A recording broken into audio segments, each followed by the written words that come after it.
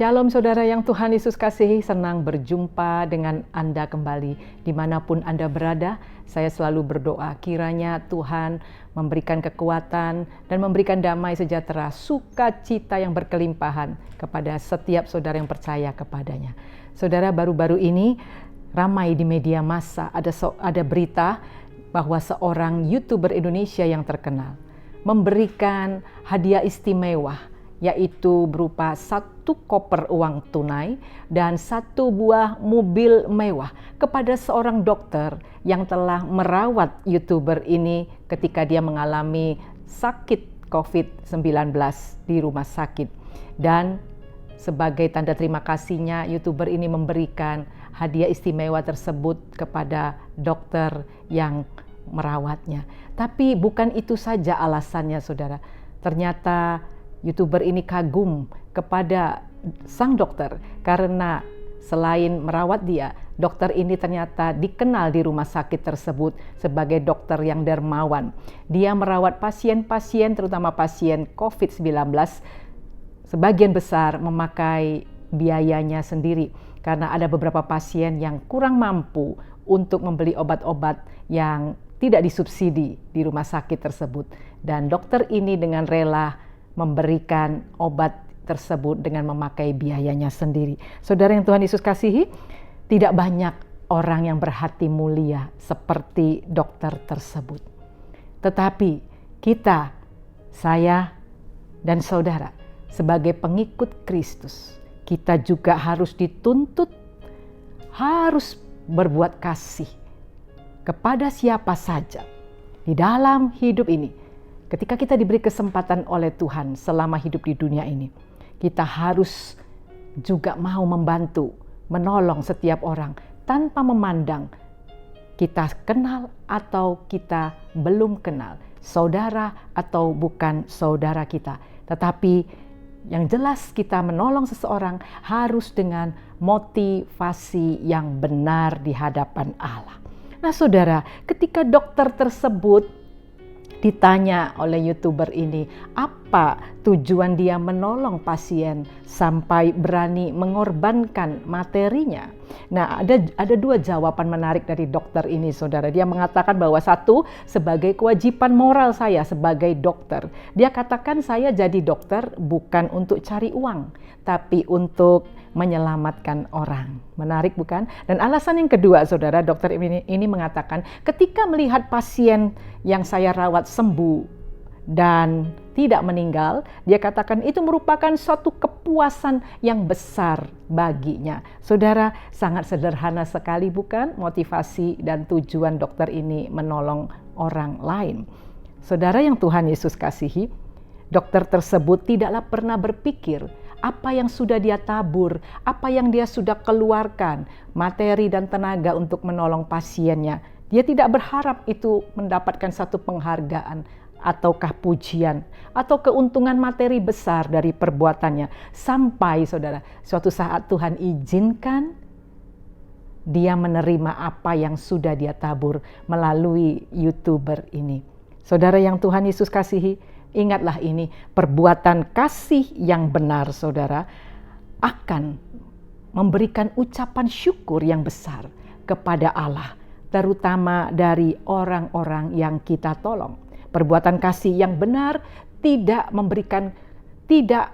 untuk keuntungan diri sendiri, tidak untuk ketenaran atau pujian diri kita sendiri, tetapi perbuatan kasih yang berkenan, yaitu perbuatan kita dapat memuliakan Allah bagi orang-orang yang sudah kita tolong. Amin.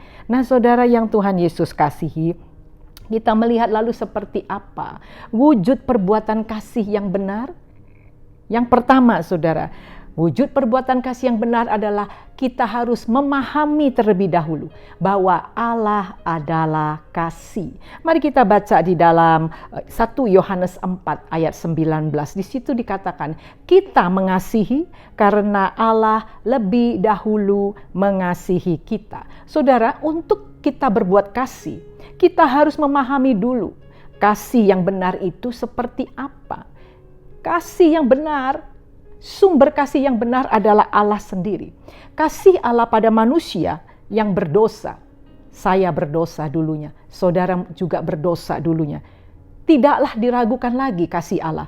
Saudara, Alkitab menuliskan bahwa untuk menyelamatkan manusia dari hukuman dosa, Allah mengorbankan miliknya sendiri. Dirinya sendiri, nyawanya sendiri yang berharga, yaitu melalui Yesus Kristus anaknya yang tunggal. Dengan kata lain, saudara, Allah sudah berkorban habis-habisan supaya manusia itu diselamatkan. Di dalam dunia bisnis, istilah habis-habisan ini artinya Allah mau atau Allah rela menderita kerugian asalkan manusia bisa selamat dan hidup kekal. Amin, saudara.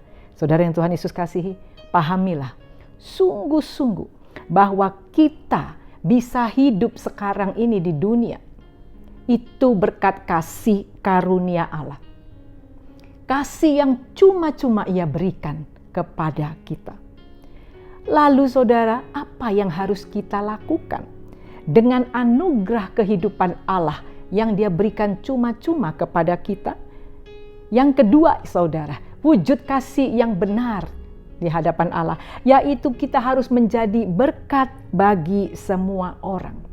Artinya sesudah kita diberkati Tuhan, sesudah kita diselamatkan, kita diberi karunia, kita diberi kekayaan, kita diberikan talenta, kita diberikan kepandaian. Seharusnya juga kita bagikan itu kepada orang lain yang membutuhkan dengan cuma-cuma. Jangan pernah berpikir untuk mendapat balasan atau pamrih dari apa yang sudah kita berikan. Seperti contoh di muka tadi, yaitu dokter yang dermawan. Dia tidak pernah berpikir untuk mendapatkan sesuatu. Apa yang dia sudah keluarkan, dia berikan dengan sungguh-sungguh.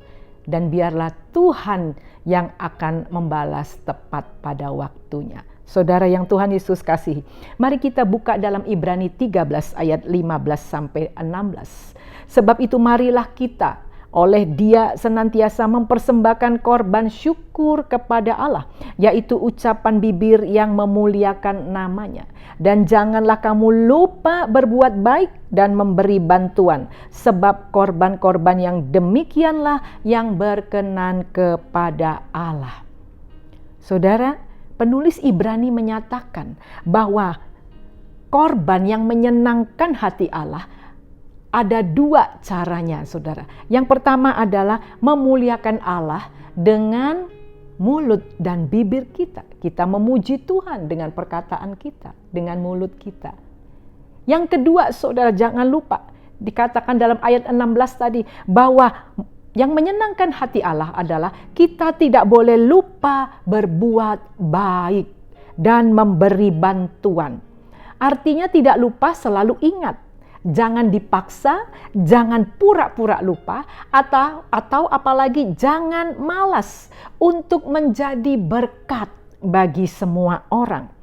Karena itulah firman Tuhan katakan, ibadah yang berkenan kepada Allah. Amin. Saudara yang Tuhan Yesus kasihi, jangan takut rugi karena kehilangan materi atau kehilangan tenaga, atau rugi karena kita kehilangan waktu untuk menolong dan memberkati orang lain. Jangan pernah mengharap imbalan, pamrih ketika kita sudah menolong orang lain. Sebaliknya bersyukurlah dan berbahagialah karena kita sudah melakukan apa yang berkenan, apa yang disukai Allah, yaitu tidak melupakan berbuat baik karena Allah lebih dahulu sudah berbuat baik kepada kita. Saudara yang Tuhan Yesus kasihi, bukankah untuk itu Yesus berkorban dan mati bagi dunia, agar semua orang yang percaya kepadanya, saudara dan saya dan seluruh orang-orang yang menerima Dia sebagai juru selamat, yang beroleh hidup yang kekal, yang berkemenangan, agar kita semua mengucap syukur atas segala perbuatannya. Saudara, ingatlah ini, kita mengasihi, kita berkorban, karena Allah terlebih dahulu sudah mengasihi dan berkorban untuk kita. Amin. Tuhan Yesus memberkati. Melayani, melayani lebih sungguh. Melayani, melayani lebih sungguh. Tuhan lebih dulu melayani kepadaku. Melayani, melayani lebih sungguh. Mengasihi lebih sungguh. Mengasihi lebih sungguh. Tuhan lebih dulu mengasihi kepadaku. Mengasihi lebih sungguh.